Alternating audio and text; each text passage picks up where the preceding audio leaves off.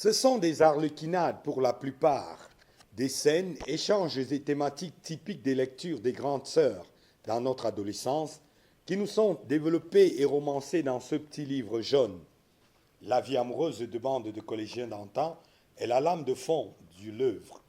L'auteur précise amour de collégiens d'autrefois, parce qu'autrefois n'est pas aujourd'hui, autrefois c'était autrefois. Toby Ladonis, champion d'athlétisme et acteur principal, rencontre ses conquêtes justement dans un contexte plus que favorable. Les Jeux scolaires de Douala en 1955. Toby et Lydie pour la vie, c'est la scène attendrissante que nous sert la dernière ligne du roman. Ces soupirs de collégiens seront passés entre-temps par diverses tribulations. Toby, pourrait-on dire, est un tombeur. Suzanne est la rivale de Lydie, celle avec qui Toby nous suggère d'ailleurs la première scène, à la limite érotique du roman. Chambre d'ado, musique douce, soya coca, lumière tamisée, et un collégien qui tente et réussit à briser la barrière de pudeur d'une jeune, belle, inexpérimentée. Le roman n'est pas une invite au dévergondage scolaire, non. Il faut comprendre qu'il figure les années 50-60. Les scolaires n'avaient pas 9 mais 15 ans.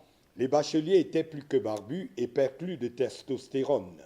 Vous voudrez donc bien excuser Ebenezer Njomwele de nous servir ainsi l'amour en milieu scolaire, mais pas que.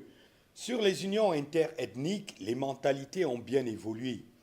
La jalousie, les coups bas entre filles ou bandes rivales, les jeunes qui se révèlent leaders au berceau, l'immersion des mouvements religieux dans les campus scolaires, jeunesse et tradition, l'auteur administre cette leçon.